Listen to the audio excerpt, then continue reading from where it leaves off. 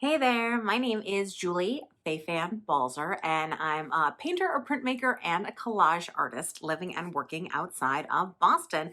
And welcome to my studio.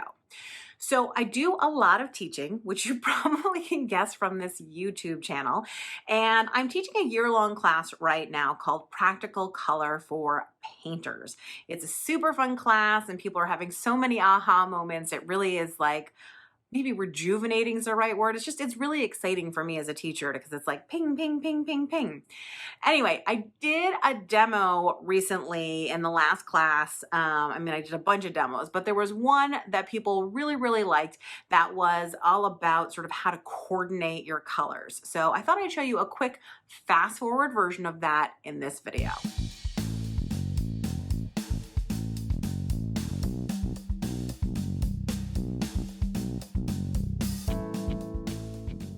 Now, of course, I'm sure you understand that I can't tell you everything that I taught students in class because it wouldn't be fair to all those people who paid.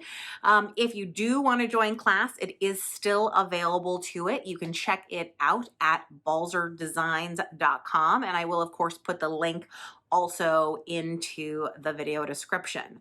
But basically, I'm showing how you can take a bunch of disparate colors, any random palette, and you can make it all work together so that it creates something cohesive. And in general, this is something that many painters, many smarter painters than I figured out long ago, which is if you get the values right, then you can use all sorts of crazy colors and it will still read correctly. This still reads as a face. You still get the sense of the protrusion of the nose and the cheekbones and all that kind of stuff because even though the colors are cray cray, the value structure is there. And that's such a key part of making art. One of the things that I've learned after being a teacher for so many years is that people like all of the super fun frosting techniques, the things that are like cute and fun and, add a little bit of sparkle. It's kind of like the glitter of making art.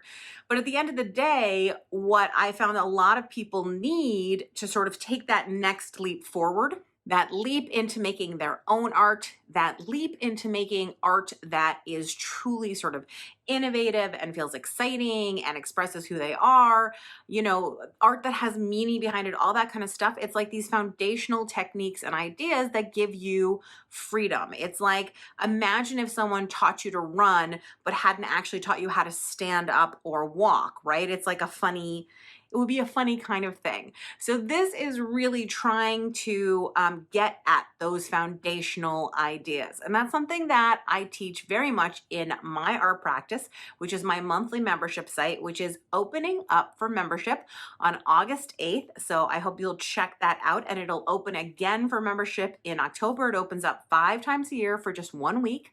So if you're interested in building a sustainable art practice, something that will fuel you when you're out of ideas, something that will carry you through, a process that you can lean on, and all of those good art foundation techniques, I hope you'll check it out.